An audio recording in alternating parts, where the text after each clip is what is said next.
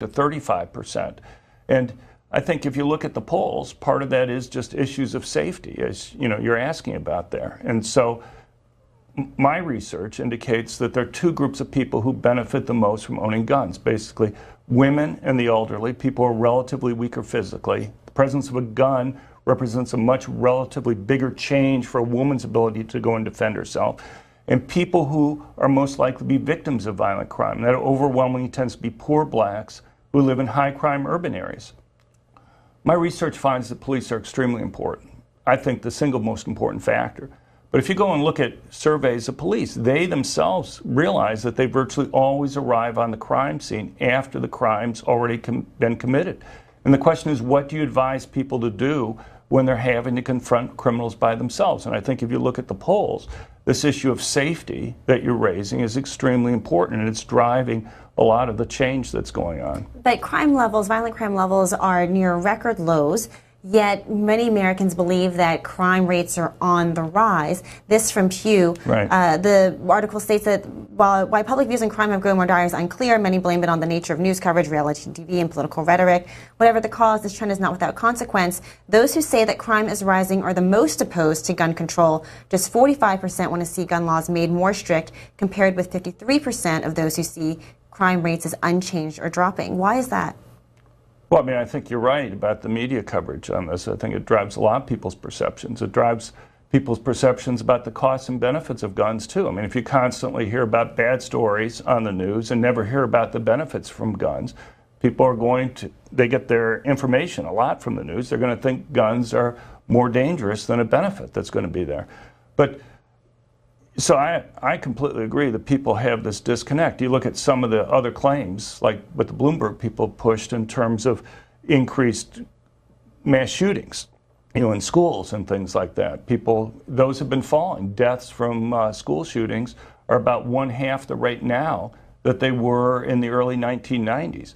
That still doesn't mean that individuals don't perceive themselves, everything else equal, being safer as a result of being able to go and protect themselves. Murder rates are low, but it's happened at the same time that we've seen this explosion in concealed handgun permits. We'll turn now to our callers. First up is Christy from Alcoa, Tennessee. Christy, you are on the air with John Lott, president of the Crime Prevention Research Center. Hi, thank you for taking my call this morning. I looked closely at your survey of economists and noticed you only got responses from 35 people and limited your search to economists that have used the term gun control, which implies a bias against laws that keep guns out of dangerous hands. How can you argue that such a small biased group is representative of scientific consensus? Well, there are two things that are going on. One is the numbers I was referring to earlier when I was talking was just looking at research that's been published in journals. And if you look at that, what you'll find is about 70% of criminologists and economists find that there's a benefit from concealed carry laws.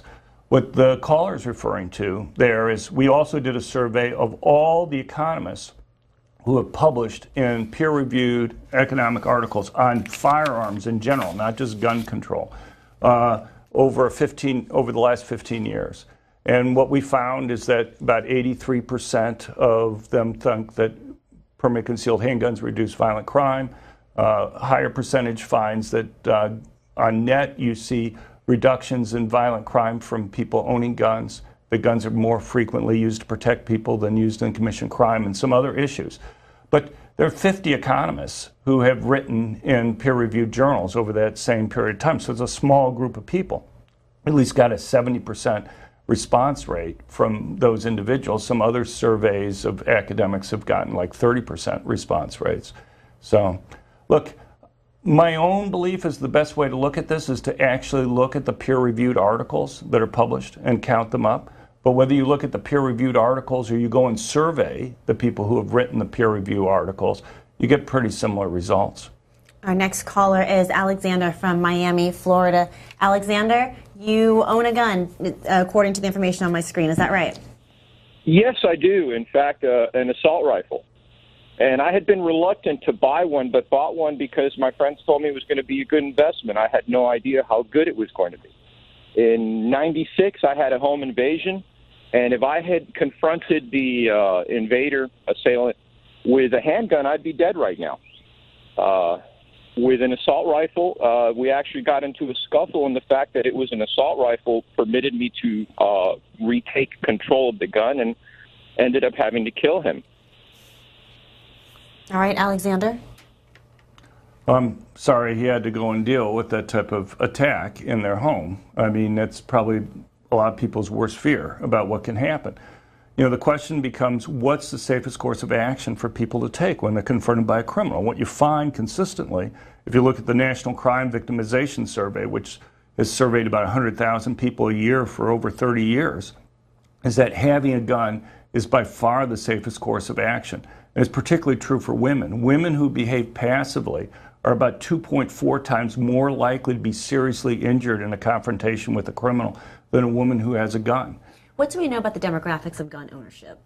Well, it's more heavily male, it's more heavily Republican, it's relatively white, but that's been changing over time. I mean, as I mentioned earlier, if you look at the percentage of women with concealed carry permits, that's increased dramatically.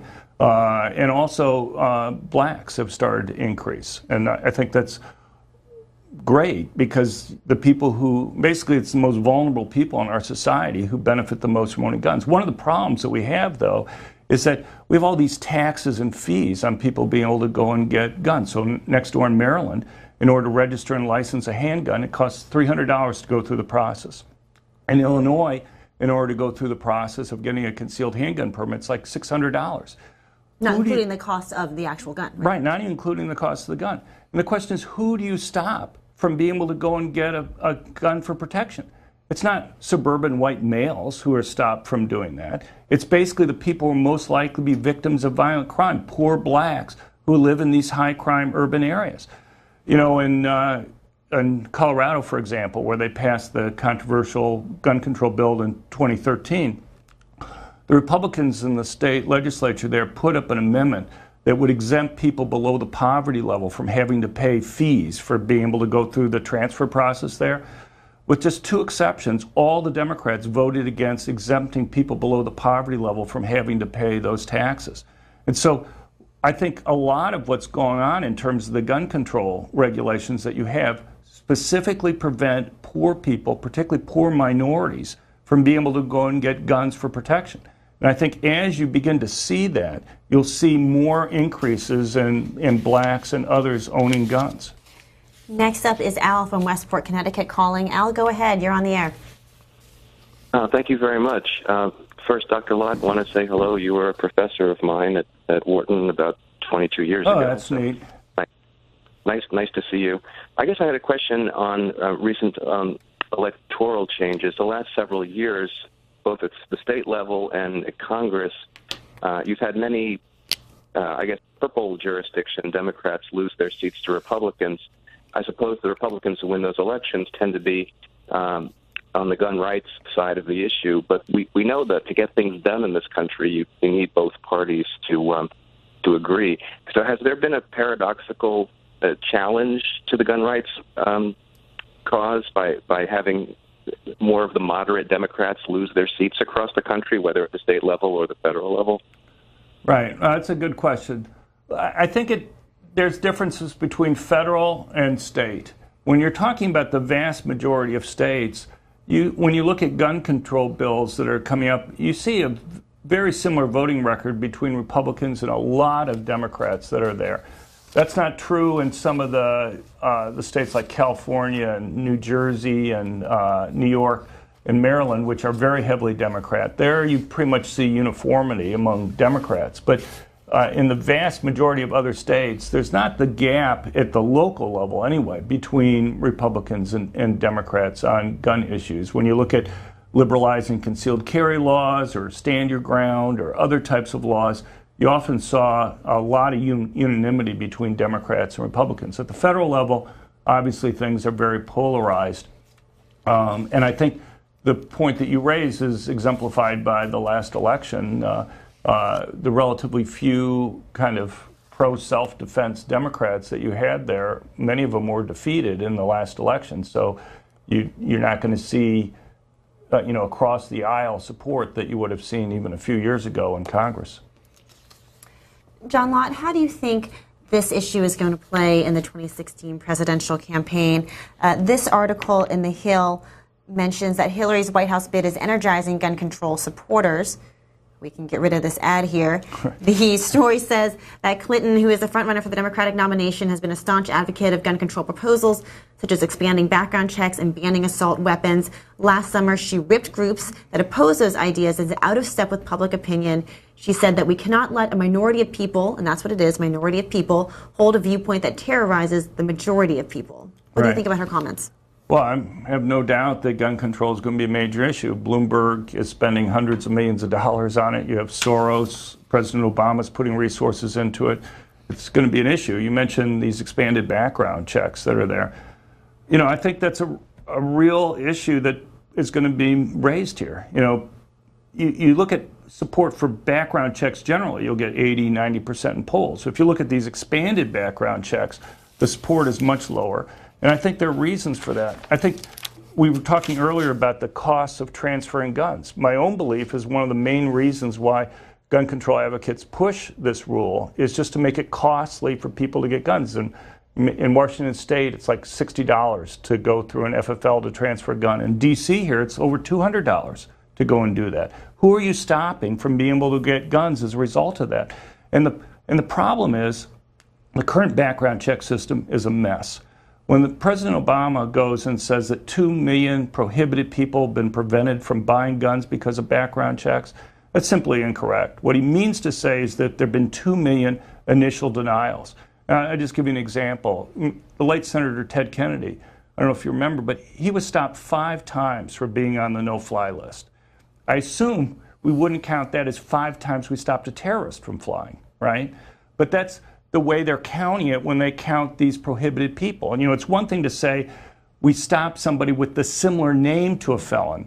It's another thing to say you stopped a felon from being able to buy it. And what you find is that over 99% of these initial denials are false positives, that you're getting law-abiding citizens stopped. And the problem is that while for most people it may be an inconvenience, for a small but significant group of people who really needed a gun quickly for self-defense, you're preventing them from doing that. So do you believe that there are people who should not be allowed to own guns? Oh, and sure. How do you ensure that those people are adequately prohibited? Everybody wants to stop certain people from being able to go and get guns. There's no doubt about that. The question is what we're doing working, and who are we stopping as a result of this? There's a lot of research that's been done on background checks. Researchers simply haven't found evidence that these background checks have been reducing violent crimes. The overwhelming conclusion among economists and criminologists is that it's not preventing criminals from going and getting guns. I wish it was, but if you're going to have it, at least fix the problems. The point of background checks shouldn't be to prevent about 2 million people, virtually all of them law-abiding, from being able to go and get guns for protection. You know, you force them to pay thousands of dollars in legal fees in order to, you know, it's not like they could be Senator Kennedy and call up somebody at the head of Homeland Security and get it fixed. They have to go through a costly legal process many times to go and get the guns. And again, who are you preventing from getting guns there? It's basically poor, law-abiding citizens who now you're making it particularly difficult for those individuals. Why are all these laws particularly making it so we're disarming poor blacks in this country? Ed from Fairmont, West Virginia is on the line now. Ed is a gun owner as well. Go ahead, Ed, with your thoughts. Hey, good morning, Dr. Lott. You know, it's a security model where you have a distributed threat, you know, crime and such going on. It seems that a distributed response there at the point of the event would be a better way to run things. The question I have for you is the alternative to that is have the police, you know, deal with, you know, some crime happening at a person's house. There's delay there. What's the error rate of, you know, wrongful police shootings versus wrongful self-defense shootings? Right. Well, you brought up a lot of different points in that, so I'll just try to go through. I mean, you look at surveys of police, the largest private organization of police is Police One, and overwhelmingly, they agree with the basic point that you're making. You'll find about 80% of police officers think if you want to stop carnage and mass public shootings, allow individuals to carry permanent concealed handguns in those places. And the reason for that is pretty simple, and that is that police are important, but they virtually always arrive on the crime scene after the crime's been committed. And the question for stopping these attacks is how quickly you can get somebody with a gun there to the scene. We were mentioning Chicago. I can give you dozens of cases where mass shootings have been stopped by individuals. We have them on our website at crimeresearch.org.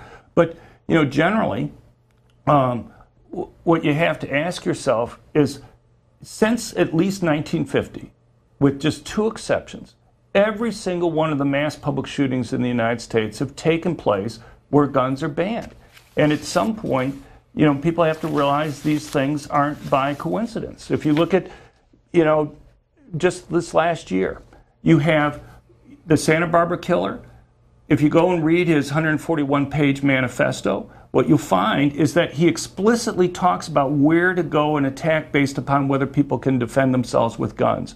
Last year in Canada, the mass shooter that occurred in New Brunswick in June, he had comics on his Facebook page of gun-free zones. With somebody telling a mass killer, you can't have a gun here, you can't shoot me because it's against the law, and the killer having a bubble above his head basically saying the guy's a moron.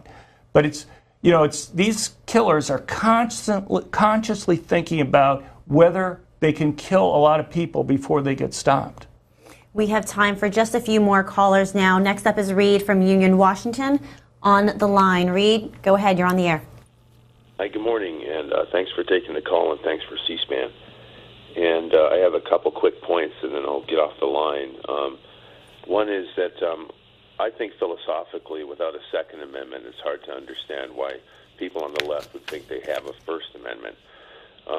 And I carry a gun here in Washington State, and had an experience briefly about 6 months ago where I was out target shooting.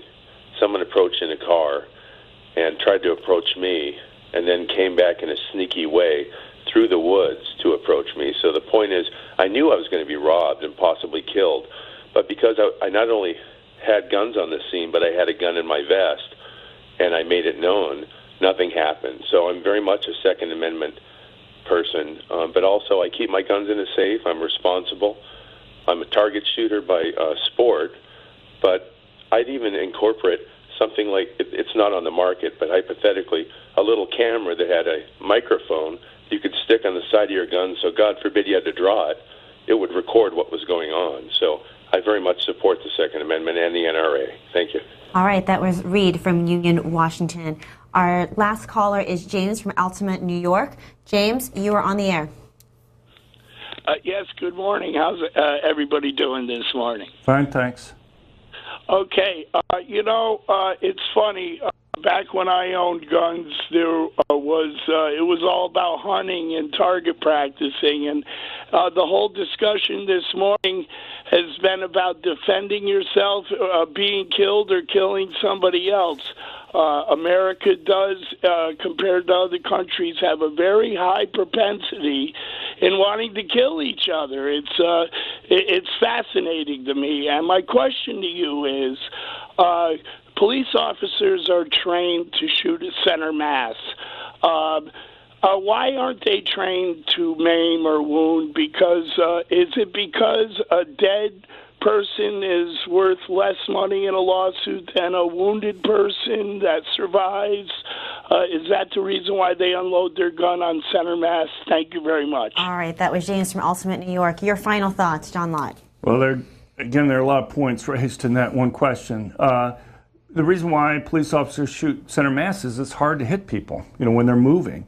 And so you want to increase the probability that you're actually going to do something. You only fire if you really mean to go and hit somebody. To go and hit a limb that's moving is a particularly difficult thing to go and do. Plus, you don't want bullets flying around. If you hit somebody, hopefully the bullet's not going to go very far and hit somebody else. If you miss, then you have to worry about collateral damage with something else happening. But with regard to his question about comparing across countries, The United States doesn't have the highest homicide rate among developed countries. There are other countries that do. But beyond that, what you find is that the countries that tend to have the highest gun ownership rates tend to have relatively lower homicide rates. Again, you can go to crimeresearch.org. I have the data for all the developed countries. But probably the simplest thing is just every country in the world that's banned guns is seeing an increase in murder rates. So I want to mention one last thing, and that is really disappointed that the people from Everytown, your producer said, I should mention this, weren't willing to go on with me right now to discuss these things, because I think the audience would gain a lot more from kind of give and take between them, where somebody could make a claim and the other person could rebut that. So I'm disappointed because they continually refuse to appear at the same time. Well, we will be hearing from them next. John Lott, president of the Crime Prevention Research Center, thank you so much for being here. Thank you for your time. I really appreciate it. Next up, again, as he mentioned, we'll be continuing this discussion about America's shifting views on guns with Ted Alcorn from the organization Everytown for Gun Safety. And later we'll be speaking with Colleen Eubanks of the National Child Support Enforcement Association to discuss child support and how the system is enforced across the country. Stay tuned.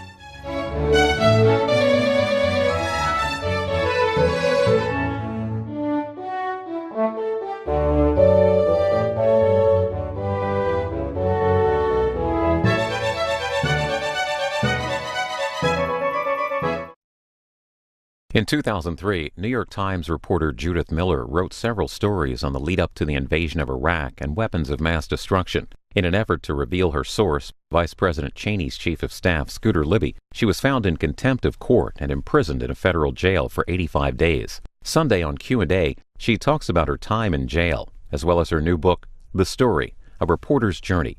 I was in jail because I refused to reveal the identity of a source whom I thought did not want his identity revealed.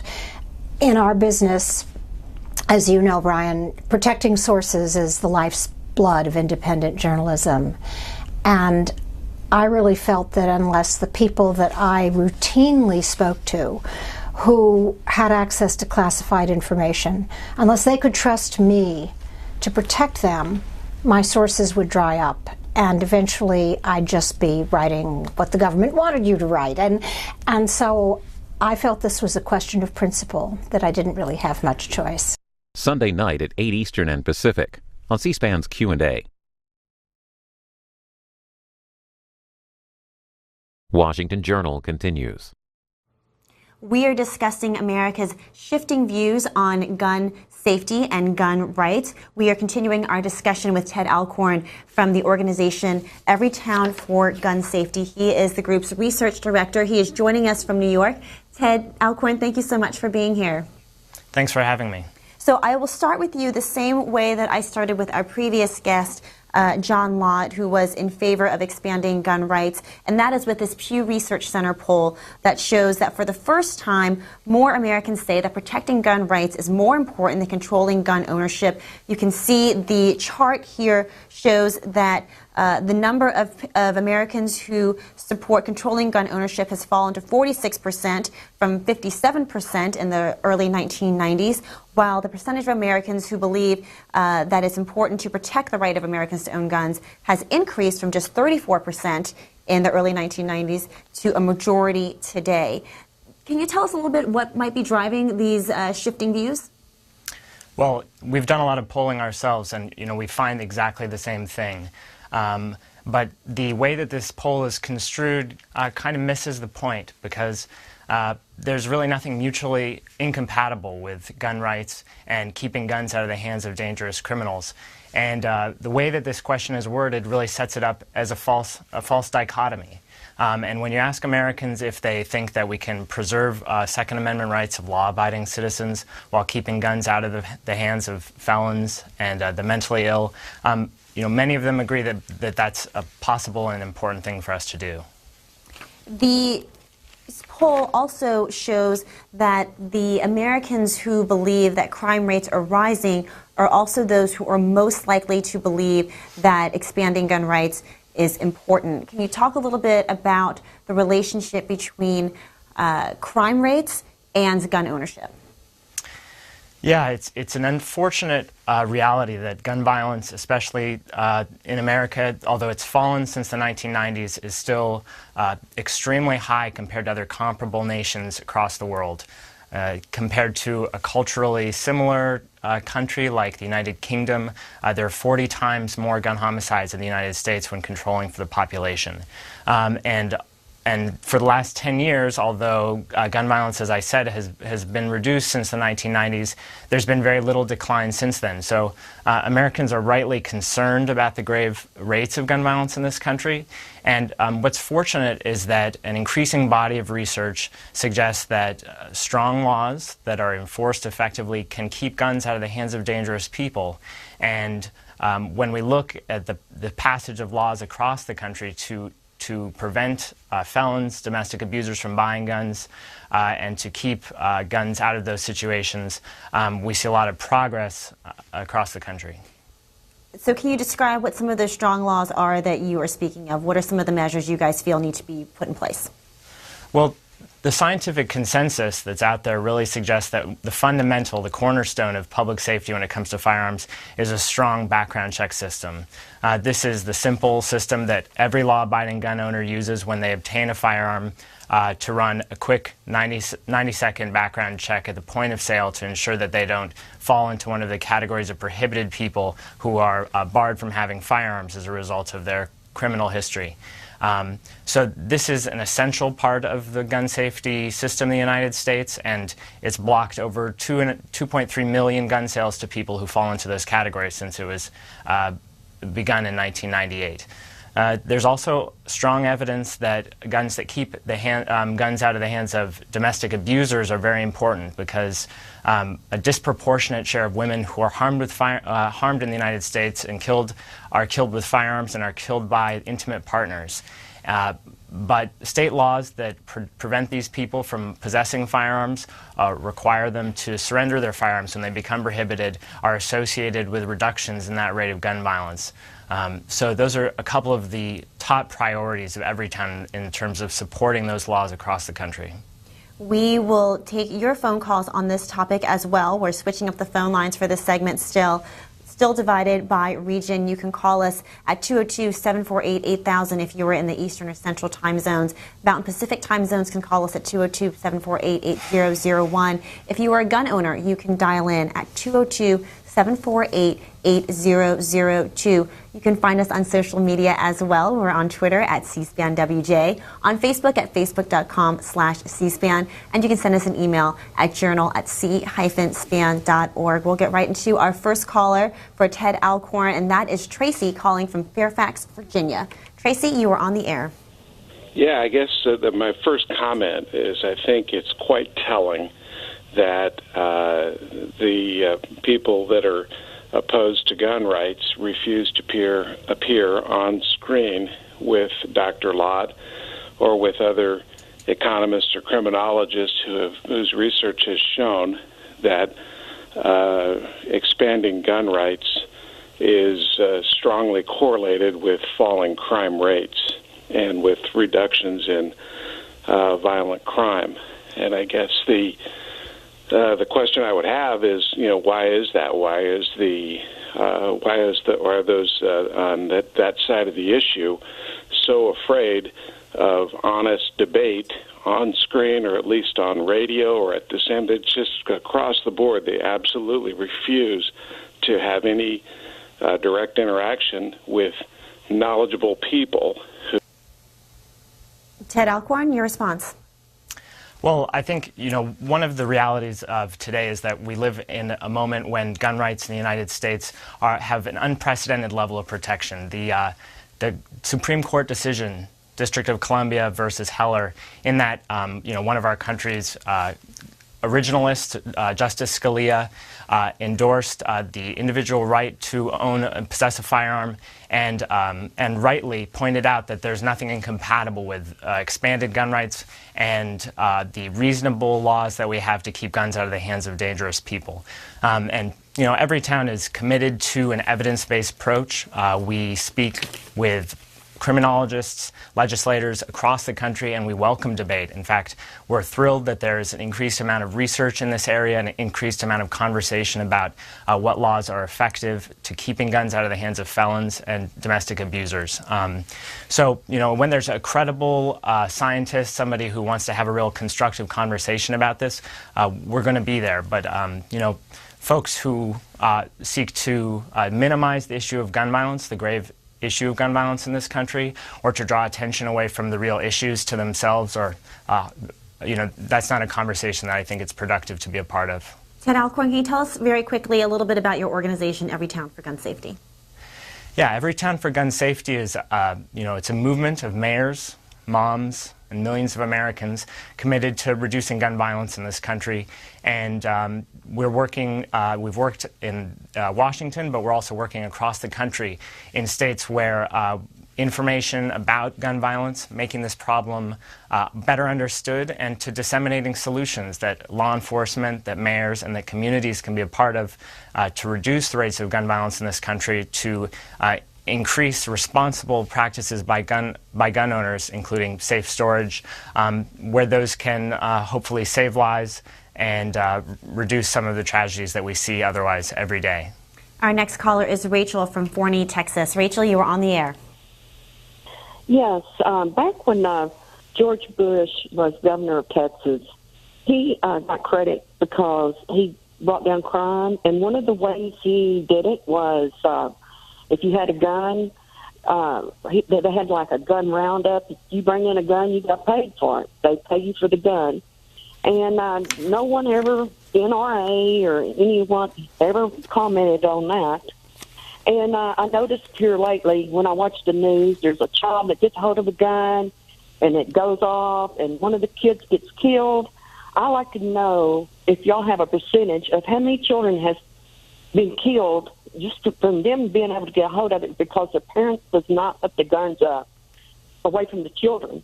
How many children has been killed since all these guns has been on the, everyone's getting a gun today? All right, before you respond to Alcorn, just this story from The Hill in response to our caller Rachel's question. The Hill story headline is, "Bill would pay gun owners to hand over assault weapons." The story says that gun owners would receive tax breaks for voluntarily turning in high-powered assault rifles under new legislation proposed Monday. This was published on April the 6th. The legislation would provide up to $2,000 in tax credits for gun owners who voluntarily hand over assault weapons to their local police departments.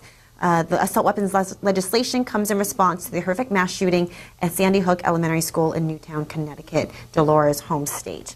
Ted Alcorn, your response to the caller. Well, what I hear you asking, I think, is what law-abiding gun owners and other citizens can do to be part of this. And I think it's a great question. The practice that you described, a type of a gun buyback program, is something that cities do participate in frequently. And certainly if firearms are left around and aren't being used, and there is, because of the way they are stored, there is a risk of theft or unintentional use, I think that it makes sense for law enforcement to offer money to recover those firearms if the owner no longer wants them. Although there's not a lot of evidence associated with that being something that will remove guns from the criminal market, which is really what we would be concerned about when we're talking about the 88 Americans that are killed with firearms every day. The other question that you mentioned was what share of the child deaths that are caused by unintentional firearm discharges are the result of improper storage. And we've actually done some research on this. We looked at every firearm death of a child under 14 in the year after the Newtown shooting. And each of these separate incidents is a tragedy. It destroyed a family and often a community. And what was unfortunate was that, but expected, that 2/3 of the deaths of those children were involved a firearm that had not been stored, locked, and unloaded. And that's the practice that's endorsed by the American Pediatrics Association, and is something that we would hope that communities would rally around, and that law-abiding gun owners would rally around. And in fact, Everytown has been working on a campaign called Be Smart, which is a peer-to-peer mentoring program that would train gun owners and moms and others how to share this message and to make sure that firearms are stored properly across the country. Our next caller is Don from Las Cruces, New Mexico. Don, go ahead. Good morning. I want to begin with my personal experience. I've been shot at 3 times. The first time at a summer camp in North Carolina around a campfire. The second time on a bicycle tour of North Carolina when some locals thought it would just be fun to shoot at us. The third time I was shot at was in St. Louis, Missouri, when our car was stalled and we were trying to get it out, and we inadvertently set off a car alarm on another car, and the inhabitant of a house came out of that house shooting. The second major experience that I've had with guns is I worked at a major hospital. And most people don't understand that 60% of all gun deaths are suicides. And I'd like some people to visit those hospitals, because one man that I worked with, half of his face was blown off. So when people talk about law-abiding gun owners, yes, they're law-abiding gun owners, but they don't understand that there are also some people out there that have psychological problems who have guns. Thank you very much. Ted Alcorn? Yeah, it's an unfortunate truth, and one that's surprising, that there are more people in the United States that commit suicide with firearms each year than are killed in homicides with firearms. And certainly there should be more attention given to how to make sure that individuals who are enduring moments of depression or of distress in some other way don't have easy access to firearms in those situations. And I know California recently passed a measure that would allow friends and family members who note a person that's in distress are able to petition for a gun violence restraining order, and to ensure that temporarily that person doesn't have access to a lethal means of ending their own life. Because usually those moments of distress are passing and impulsive, and the research shows very strongly that if a firearm is not present, the person is much less likely to end their own life. A few comments now from Twitter. Why does one need an assault rifle rather than a shotgun? Assault rifles belong in the hands of soldiers, not crazy kids. And meanwhile, someone else tweets, I understand Dems' fear of guns, but that doesn't give them the right to leave everybody vulnerable to criminals. Our next caller is Mike from Beaufort, Missouri, who is a gun owner. Mike, you're on the air with Ted Alcorn. Yes, Mr. Alcorn, a couple of quick points. There's so many, but I'll try to limit it. Formerly, I was an FFL owner, had my own gun business. Have you ever get hold of the ATF and have them send you a copy of all the laws? If I got hit upside the head with the book, it would knock you out. Secondly, statistics, polls, any number, and this is pro-gun or anti-gun, makes no difference. Numbers can be manipulated. When I hear 60% poll this, I don't believe a word of it. Finally, the picture you show on I guess it's your website of there's a back of a gentleman holding a rifle on a sling, and the thing was related to Kroger, that this is something Kroger doesn't allow. Money says that's a staged photograph. In Missouri, we have open carry. I have never, and I live in a rural area, been to Walmart, Walgreens, any of the local stores, have I seen anybody, even with a handgun, as an open carry. Now, one other quick thing. If you don't want to have a firearm, you don't want to have a carry firearm, that's your business. That's fine. I have no problem with that. But don't try to deny me the right to protect myself and my wife. She carries a firearm because she travels. And basically that's it, and thank you very much for taking your time. That's a great series of points. I want to address, obviously, as a gun dealer, you're probably one of the 60,000 gun dealers in the United States, and probably one of the foremost experts on how firearms are sold and how they should be handled. And the nice thing is that experts, when firearm dealers have been surveyed on this, They understand that criminals have easy access to firearms when they shouldn't. They also understand the value of the background check system, since they're the ones who run the background checks. And so a majority of gun dealers support a requirement that all gun sales be preceded by a background check. It's just common sense. I also agree with your point about how statistics, statistics can lie. And that's why sometimes it's important to just really look at the hard facts. Especially when it comes to background checks, we have the example of Washington State, where last year they put the universal background check measure up to a vote of the citizens. And a vast majority of them voted for and supported and therefore passed legislation to require background checks there for all gun sales. So I think that really speaks to how the population of Americans feels about this issue. Ted Alcorn, in the New York Times, columnist Charles M. Blow wrote this column with the headline, "Has the NRA Won?" It starts, "It is now fair to ask whether the National Rifle Association is winning or has in fact won this era of the gun debate in this country. Gun control advocates have tried to use the horror that exists in the wake of mass shootings to catalyze the public into action around sensible gun restrictions. But rather than these tragedies being a cause for pause in ownership of guns, gun ownership has spiked in the wake of these shootings." Do you agree? Well, their unfortunate thing is that they've got a few facts wrong. The surveys about gun ownership have been taking place for 40 years, and there's an estimated 300 million firearms in this country. So to make any great change on that number, you're going to have to see a lot of gun sales. And certainly we have been seeing an increase in gun sales, which peaked especially in late 2012.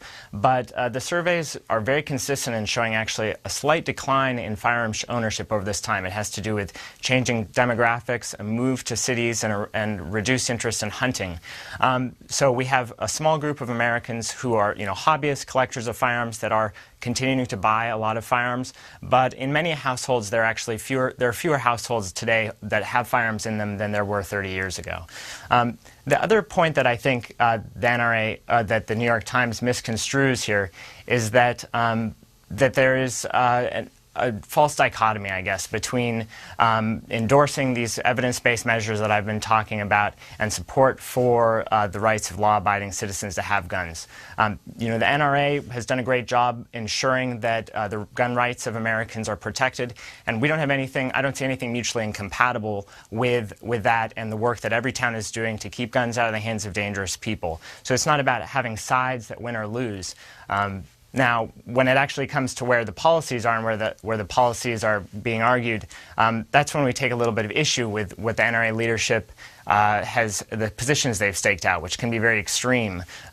Supporting the rights of terrorists to be able to buy firearms is something that Everytown can't get behind, and although that's a measure that the NRA has fought to retain. So I think that the successes that we've had in working with state capitals from Washington to Oregon, which is on the cusp of passing a background check requirement, to states like Rhode Island, which is considering legislation to make it more difficult for domestic abusers to get firearms, and the opposition that we've seen in states as diverse as Arkansas, South Dakota, to measures that would allow firearms that would force firearms onto school campuses, that would those kind of measures. I think that's something that we see as real progress in this area. Next on the phone lines is Dana calling from Chico, California. Dana, go ahead. Yes, I am a adamant anti-gun person, and I could talk half a day about why I am such an anti-gun person. But it's obvious to me that America has this obsession with guns, and we live in a gun-centric culture, and it's going to take generations of people, several generations, before gun control ever dominates the culture. And I do what I can when I can, by buying up in thrift stores and stuff. I buy up toy guns, and I take them and I throw them away. I break them and I throw them away. And I think that the key to changing the gun culture in America is to convince the toy companies to stop producing toy guns for children to play with. All right, that was Dana from Chico, California. Any thoughts, Ted Alcorn? Well, when we look at the reasons that we have such a high rate of gun violence in this country, people sometimes do point to the role of the media or in this case, toys. But I think when you look across the whole world watches American movies, American television, and yet other countries don't suffer the same rates of gun violence that we do. Now, it's a reality, given the huge number of firearms in the United States, that the vast majority of them are owned by law-abiding citizens and aren't used in acts of crime or violence. But fortunately, we have a lot of social science these days to help us understand the small group of people who are at elevated risk of using those firearms in that way. And it squares pretty closely with having a background check system to ensure that those folks aren't able to buy firearms at the point of sale and access them.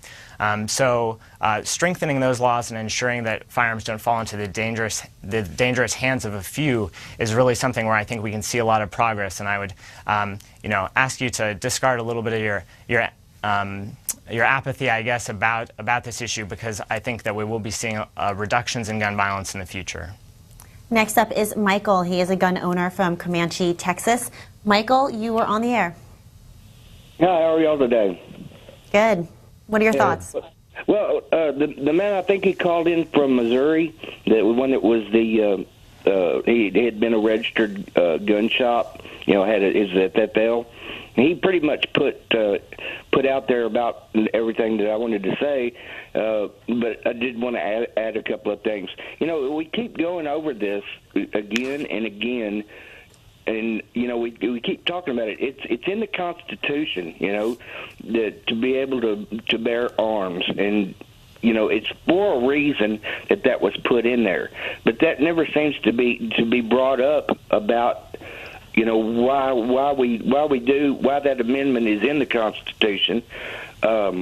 It's there for a purpose. Everybody needs to think about that. The people that want to call and talk in about how bad guns are and everything. Well, just think about this. Somebody could walk into the front door of your house in the middle of the night, hit you in the head with a hatchet, and do the same thing that they could have done with a gun. So it's not the guns that is the problem. It's like y'all been talking. It's the people. Some people are should be allowed to own guns. There's some out there that shouldn't. All right, Michael, we'll leave it there. We're going to get in one more caller, and then we'll hear from Ted Alcorn, his last thoughts. Scott from Royal Oak, Michigan is now on the line. He is also a gun owner. Scott, can you make it quick? Yes. Good morning. Mr. Alcorn, as a representative of Americans for Gun Safety, can you tell me the 4 basic rules of firearm safety in 10 seconds or less? Please no filibuster, because I have a follow-up. As a reminder, I'm the research director for Everytown for Gun Safety, and our priorities in terms of legislation that we think would reduce gun violence in America are passing a universal background check requirement, are ensuring that domestic abusers can't get firearms through stronger state laws in that regard, passing a trafficking statute to ensure that gun traffickers are brought to justice, and ensuring that Americans can be educated about safe storage of firearms in their homes to reduce unintentional shootings of children. All right, Ted. That's Ted Alcorn from Everytown for Gun Safety. He is the research director of the organization. Thank you so much for your time this morning. Thanks for having me. Up next, we'll be talking to Colleen Eubanks of the National Child Support Enforcement Association. She'll be discussing the child support system and how it's enforced around the country.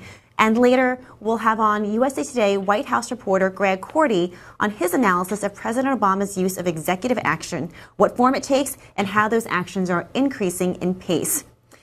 And this week on Newsmakers, we'll be talking to Senator Sherrod Brown, an opponent of the fast-track trade bill, and he'll be discussing whether Hillary Clinton should discuss trade in her campaign for president. Newsmakers will be airing at 10 a.m. and 6 p.m. on Sunday. My advice is that she needs to stand up for workers and talk about these trade agreements and how this agreement might let China in the back door without a congressional vote. That's a serious problem. I'm hopeful that she speaks out on the whole issue of currency, because we do play by a different set of rules than some of our economic competitors. I'm hopeful that she speaks out on how this is a shift of corporate power from democratically elected governments to multinational corporations. But I urge everybody to speak out on that, not just Hillary. So I don't even put her in a different category here for that matter. Well, then let me ask you, I mean, how big of a deal is trade for you to give her your endorsement? I will answer it evasively, and I will say that I'm talking to her about trade and talking to her staff, and I think we will. I think that she's had a history. I mean, I'm pretty sure that she voted against Fast Track. I'm pretty sure she voted against CAFTA. I'm not positive about that. I know she made a commitment to renegotiate NAFTA in 2008. So I think she's not far. I'm hopeful that she's not far from my position. I don't know for sure because I haven't had the dig deep down on where she is on this issue. But it's important to me, and I think it's important to the country. So you have been talking to her about this? I've talked to her staff. I've talked to her briefly. I haven't really researched her record to talk to her. We've not had a conversation directly in great detail about trade only. I talked to her about trade in her 2008 race. Her office was right across the hall from mine in the Russell Building. As Secretary of State, Mrs. Clinton did praise this Trans-Pacific bill that will come right after Fast Track. But of course she did, because her boss was for it. Does that make it difficult for her as a candidate, or is that something she should be able to handle? Yeah, I think you can't blame her for taking the position her boss did. Washington Journal continues. Our guest now is Colleen Eubanks. She is the Executive Director of the National Child Support Enforcement Association. She'll be giving us a look at the child support enforcement system in the United States. Thank you so much for being here. Thank you for the invitation. So tell me a little bit about your organization and how it works. Okay. The National Child Support Enforcement Association is, in a sense, the trade association for the child support program. So our members are predominantly the state agencies and county agencies that manage child support throughout the United States. And then we also have members internationally that work on family support issues. So we provide education and advocacy on Capitol Hill for the program, educate the public as much as we can about the program, obviously, and then also provide training and information to people that are in the child support program. And by that I mean the practitioners, so the directors, their staff, caseworkers. We predominantly focus on the leadership within the child support program. And walk us through how the child support system actually works. Okay. What is the process for determining which parent will pay child support, how much, et cetera? Okay, let me just start by saying the program was implemented back in the late 1950s, as a response to, and the family obviously looked very, very different back then. It was traditionally a mother who stayed home and a father who went to work. So when parents divorced, there needed to be a way to ensure that the children were still supported. The dynamic of the modern family is clearly very different. And so the program is evolving to meet those changes. Basically, the way the program works, first of all, anybody is entitled to child support services. They just need to go to their child support office. So, for example, a parent who has a child that's in their custody, it could be a mother or a father, could go to the child support office and ask for a support order for the other parent to pay a support order. And then the paternity is usually established, or parenthood is established, and then an order is calculated, hopefully based on the non-custodial parent's ability to pay. And most states also take into account the custodial parent's income.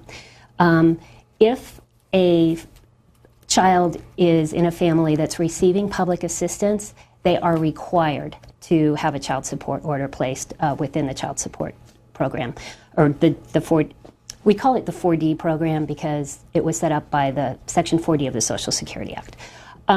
So the excuse me a minute. I'm so sorry. Okay. So how is it determined? You mentioned that most states take into account someone's actual income in determining the amount of child support that's required to pay. Right. But not all states actually take into account the No. actual income that someone's bringing in. That's true. A lot of times the order will be set on, for example, minimum wage. States have some parameters and variety in terms of how they can set the orders. So it's really hard to go state by state, or even the tribes have child support programs as well. So, it's in that sense, it's a very complicated program, and often it comes down to the individual state or county in terms of how they impute the income of both parents. Got it. And so this has obviously been a big question in the news recently because of the shooting death of Walter Scott in Right. South Carolina. His relatives say that part of the reason he had been running away from police when he was shot was because he was worried that they were coming after him for unpaid child support. What powers do child enforcement agencies have to make sure that child support is paid? Well, there are a variety of enforcement tools that they have, and frankly, incarceration should be absolutely the last resort. And our organization doesn't believe that parents should be incarcerated, that in general, incarceration for child support is just a bad practice because a parent can't But it pay. happens. It does happen. But a parent can't pay if they're in prison, obviously, if they're incarcerated. So incarceration is a last resort. There's driver's license suspensions. The vast majority of child support is paid through wage garnishment. So employers pay a very, very important part in the child support program. About 74 to 75% of all child support is paid through wage withholdings. So that's the number one tool for enforcing child support. And states have a variety of other options, suspending fishing licenses, driver's licenses. Often the threat to suspend will bring a parent in to work out an arrangement. And if parents come to a child support office to work out an arrangement, often the department will work on a payment plan, adjust the order according to the circumstances and that sort of thing. The tragedy in South Carolina, that's a terrible thing.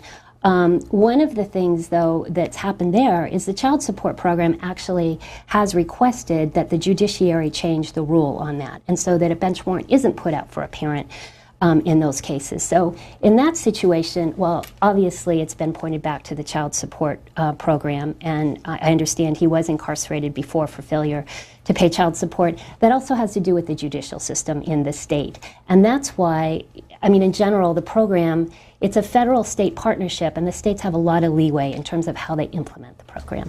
We want to hear your comments and your thoughts on this topic. You can call us in on our phone lines. We're changing them up again for this segment. If you receive child support, you can call us and let us know your experience at 202-748-8000. If you pay child support, you can call us at 202-748-8001. All others can call us at 202-748-8002 and make your voice heard. You can also find us on Twitter at CSPANWJ. We're checking those tweets. On Facebook at facebook.com/CSPAN. And you can send us an email at journal@c-span.org. The New York Times just this week published this article with the headline, "Skip Child Support, Go to Jail, Lose Job, Repeat." The article says that the problem begins with child support orders that can, at the outset, exceed parents' ability to pay. When parents fall short, the authorities escalate collection efforts, withholding up to 65% of a paycheck, seizing bank deposits and tax refunds, suspending driver's license and professional licenses, and then imposing jail time. Parents who are truly destitute go to jail over and over again for child support debt simply because they're poor, said Sarah Garrity, a lawyer with the Southern Center for Human Rights, which filed a class action lawsuit in Georgia on behalf of parents incarcerated without legal representation for failure to pay. The article goes on to state that there is no national count of how many parents are incarcerated for failure to pay child support, and enforcement tactics vary state to state, as do policies such as whether parents facing jail are given court-appointed lawyers. Is this idea of parents being put back in jail multiple times for unpaid child support debt, is it overblown, or do you find that agencies are really using this as a last resort? I do believe they're using it as a last resort, I do want to again reiterate that we believe that it should be rarely used, that it should predominantly be used for parents that are unwilling to pay but able to pay. So in other words, there's some evidence that they do have some assets or some income and they should be paying their child support. I also would like to point out that the Office of Child Support, the Federal Office of Child Support, came out with a proposed rule back in November of last year, and it was very lengthy, comprehensive rule, and it actually specifically indicated and talked about some of these issues in particular, highly discouraging the use of incarceration, increasing parents' ability to see their children, encouraging other programs that would help. A great example is in Virginia. They've set up a program. Virginia used to be a state that would send people to jail for not paying their child support. What they're doing now is they're referring those parents to a very intensive case management program where caseworkers work with them to overcome whatever the barriers are to paying support. So whether it's getting a GED and doing some job training, drug counseling, mental health counseling, those sorts of things. So states are really moving towards that sort of thing because, first of all, children should be supported by both their parents. We all believe that. And when parents are engaged in their children's lives, outcomes are better for the children. There's many, many studies that show that. So again, while it's unfortunate